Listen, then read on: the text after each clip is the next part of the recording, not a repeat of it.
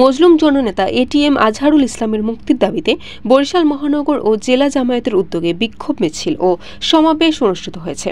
মঙ্গলবার নগরীর town hall চত্বরে কেন্দ্রীয় কর্মপরিষদ সদস্য ও মহানগর আমির অধ্যক্ষ জহির উদ্দিন মোহাম্মদ বাবরের সভাপতিত্বে ও মহানগর অ্যাসিস্ট্যান্ট সেক্রেটারি হাফিজ আতিকুল্লাহর সঞ্চালনায় অনুষ্ঠানে প্রধান অতিথি হিসেবে উপস্থিত ছিলেন বাংলাদেশ জামায়াতে ইসলামীর সহকারী secretary general advocate Muazzam Hossain Helal এবং বিশেষ অতিথি হিসেবে বক্তব্য রাখেন কেন্দ্রীয় মজলিসে শুরা সদস্য ও বরিশাল অঞ্চলের টিম সদস্য মাওলানা AKM ফখরুদ্দিন খান রাজি ও কেন্দ্রীয় মজলিসে শুরা সদস্য ও বরিশাল জেলা আমির অধ্যাপক আব্দুল জব্বার।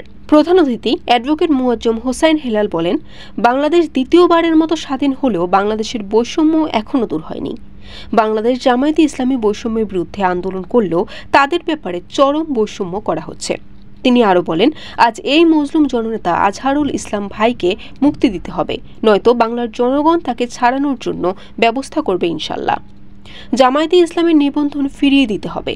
আওয়ামী লীগকে কেন এখনও নিষিদ্ধ করলেন না, কেন গণহত্যার রায় এখনও হলো না, সে প্রশ্ন রেখে তিনি বলেন, বাংলাদেশ আওয়ামী লীগের রাজনৈতিক ভবিষ্যৎ 5ই আগস্ট নির্ধারিত করা গিয়েছে। এদেশের জনগণ আওয়ামী লীগকে প্রত্যাখ্যান করেছে।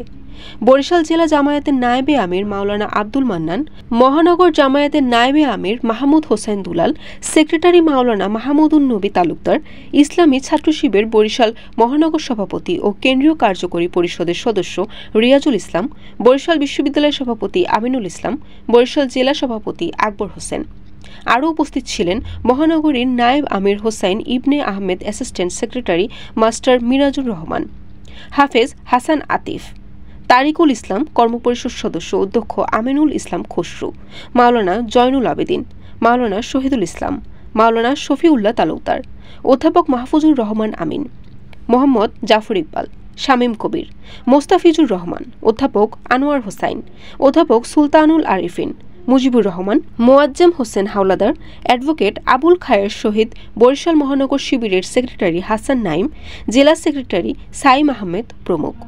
সমাবেশ শেষে একটি বিশাল বিক্ষোভ মিছিল নিয়ে নগরীর সদর রোড, কাকলির মোড়, ফজলুল হক অ্যাভিনিউ, সিটি কর্পোরেশন, চকবাজার, বাজার রোড, নাজিরের পোল, জেলখানা মোড় হয়ে টাউন হলে এসে শেষ হয়।